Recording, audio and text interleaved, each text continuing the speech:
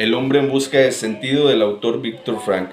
En este libro el autor nos relata parte de la psicología que vive el prisionero en el campo de concentración o en los lager. Nos dice que existen 3 etapas en su psicología del prisionero. La primera etapa es la fase de adaptación, la fase inmediata al internamiento. La segunda etapa es la fase de adaptación y la tercera etapa es el seguimiento a la salida, lo que sigue después de la salida.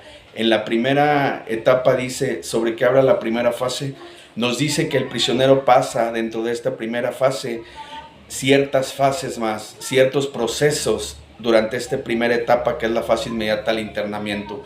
Nos habla que el síntoma característico es el estado de shock. Cuando ellos escuchan la palabra Auschwitz, que es una ciudad alemana, se les vienen a la mente las atrocidades, las peores calamidades que se puedan imaginar. Gente quizás harapienta, en mal estado, deambulando como muertos vivientes, grandes cámaras de gas, crematorios y grandes cercas de alambradas electrificadas. El primer síntoma característico es el estado de shock. Durante esta primera etapa, que es la etapa de internamiento, ellos son despojados de todas sus pertenencias al llegar. Al llegar a este campo de concentración, son seleccionados unos hacia la izquierda, otros hacia la derecha. Ellos en ese momento no tenían una idea de quiénes eran hacia la derecha y quiénes hacia la izquierda. Dice que el 90% de sus compañeros fue hacia la izquierda y fueron a una muerte segura. Ellos fueron seleccionados hacia la derecha, lo que conllevó a que en ellos vieran los oficiales de la SS, que eran gente mucho más bien preparadas físicamente para desarrollar o desempeñar las labores más pesadas a las que posteriormente serían sometidos. Entonces esa primera vez él nos habla que él tuvo cierta suerte, por así decirlo, porque fue escogido hacia la derecha. En este proceso también existen tres fases, como es pasan por la fase de desinfección, que es donde son despojados de todas sus pertenencias. A él le quitan el libro y la investigación de toda su vida. Dice que se veían en una condición tan miserable que daba lástima de ellos mismos verse en esas condiciones, rasurados de pies a cabeza, andrajosos, mal comidos y mal vestidos, y todo lo que conlleva estar encerrado y ser prisionero en este campo de concentración. Esa fue la parte de la desinfección.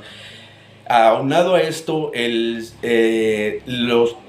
las fases por las que ellos pasaban, por ejemplo, el lenguaje con el que se referían a ellos, el lenguaje con el que les hablaban, los afectaba emocionalmente, físicamente, mentalmente y hasta espiritualmente. Entonces se referían a ellos con un lenguaje altisonante, con un lenguaje humillante y que los sobajaba como personas, los denigraba totalmente. En otras palabras, también las condiciones del clima, trabajaban en un clima extremadamente frío, congelante, sin la ropa adecuada, sin la vestimenta adecuada, con zapatos que les allegaban los pies y todas estas características que pasaban los prisioneros en el lager. Uno de los síntomas también, por ejemplo, característicos de esta primera fase es que en psiquiatría se le denomina la ilusión del indulto. Esto consiste en que los prisioneros que son condenados a muerte a la silla eléctrica o a la cámara, a la inyección letal, por alguna razón tienen esa ilusión del indulto. Piensan que en alguna ocasión van a ser perdonados en algún momento antes de ser condenados a la muerte. Él dice también que en la facilidad de los libros, él había estudiado medicina, dice que él pudo comprobar por vivencia propia que muchas veces de los libros de medicina nos mienten, porque él experimentó que el cuerpo humano verdaderamente se puede adaptar a condiciones extremadamente frías, en condiciones en las que ellos trabajaban sin comer, mal comidos, mal dormidos, verdaderamente condiciones deplorables para el cuerpo humano. Y entonces él por eso hace referencia a la falsedad de los libros de medicina. En la segunda pregunta dice, ¿por qué se consideraba lanzarse a las redes electrificadas para poner fin al suicidio de una manera tan grotesca? Él nos habla y nos cuenta, nos relata en esta experiencia en un psicólogo en el campo de concentración, que pasaban también los reclusos por algo que se denominaba o por un sentimiento de desinterés.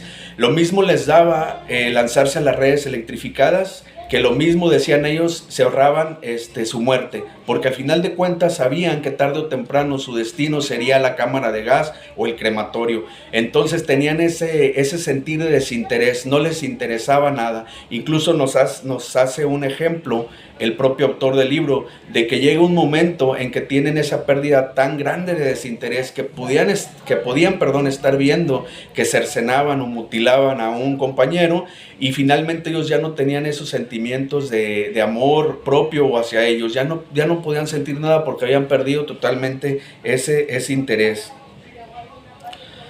La tercera pregunta dice, ¿por qué a pesar de la situación del presente autor del libro no llegó al punto de quiebre, y cuál sería el punto de quiebre del redactor de este libro? Él nos cuenta que a pesar, en la logoterapia más adelante, y ahí mismo nos relata que a pesar de que los seres humanos pensamos en algunas ocasiones, o en muchas de las ocasiones, que ya no existe nada más por el que luchar, que ya no tenemos algo por el que vivir, por el que luchar, dice que siempre existe algo que nos hace sacar otra vez impulso, que nos hace renacer desde abajo, desde lo más profundo de nuestro ser. Y sí existe siempre eso. De eso trata precisamente más adelante lo que él determinó en psicoterapia como logoterapia, su método de terapia. Entonces, el punto de quiebre de ese autor en esta pregunta fue de su esposa, que él, a pesar de que estaba viviendo todas estas situaciones tan denigrantes, humillantes, toda esta psicología que se vio afectada por la situación de que estaban viviendo como prisioneros en los campos de concentración, a pesar de todo esto, él tuvo un interés, un impulso que lo llevó a seguir adelante, y esta fue la relación, el vínculo de su hijo y de su esposa. Por esta razón él pudo agarrar fuerzas y de alguna manera pues tener esa ilusión o ese sentir de que iba a salir victorioso de alguna manera del campo de concentración. Dice, ¿en qué posición de actuar se pondría el autor del presente ensayo para sobrellevar la experiencia del escritor del libro? En este caso, para sobrellevar esta experiencia tan traumática en los campos de concentración, al imaginarme yo mismo en esa situación del autor, yo creo que inspeccionaría en lo más profundo de mi ser y me iría por el sentido, sin lugar a duda, el sentido espiritual, el sentido, por así decirlo, de la religiosidad, en lo que yo creo.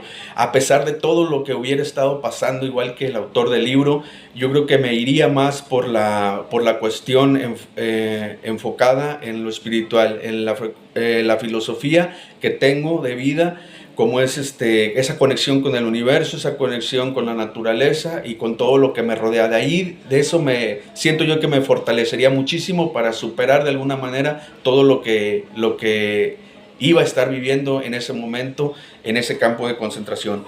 ¿Cuál es la esencia de la logoterapia y cómo se lleva a cabo la intervención? Menciona ejemplos de la vida cotidiana. La logoterapia de la que nos habla el autor Viktor Frankl, logos significa o se traduce como sentir, sentido, significado o propósito. Y terapia, pues ya sabemos que terapia lo podemos traducir como terapia significa curación o tratamiento, perdón. Entonces, sí, logoterapia significa la sanación a través del sentido. En esta terapia, el médico, el psicoterapeuta ayuda al paciente a encontrar ese significado, a encontrar ese sentido de vida. Y volvemos a caer a lo mismo, que muchas de las personas piensa que ya no existe algo por el que seguir luchando y que ya no perdemos todo ese interés, nos desmoralizamos totalmente en algún punto de quiebre de nuestra vida, pero a través de la logoterapia nos ayudan a encontrar ese sentido, ese significado y ese propósito de vida al que necesitamos. Esto ayuda al individuo precisamente a encontrar este propósito de vida, ayuda al terapeuta a buscar entre lo más profundo, entre esas crisis existenciales, entre esos vacíos existenciales, y ayuda a la persona a encontrar esa razón, ese propósito de vida. Un ejemplo de esto podría ser alguien alcohólico. Un alcohólico regularmente llena ese vacío existencial que siente dentro de él con las bebidas, con el alcohol, con la cerveza, porque no tiene esa llenura. Quizás le falta ese vínculo amoroso con sí mismo, con su pareja o con su hijo, con su familia. Entonces, un ejemplo de esto podría ser una persona alcohólica en la cual bebe mucho todo el tiempo porque siente que quiere llenar ese vacío existencial que tiene dentro de él. Ese podría ser un ejemplo de eso. Y sería todo. Muchísimas gracias. Mi nombre es José Luis César Salazar, estudiante del primer cuatrimestre de Psicología General. Muchas gracias.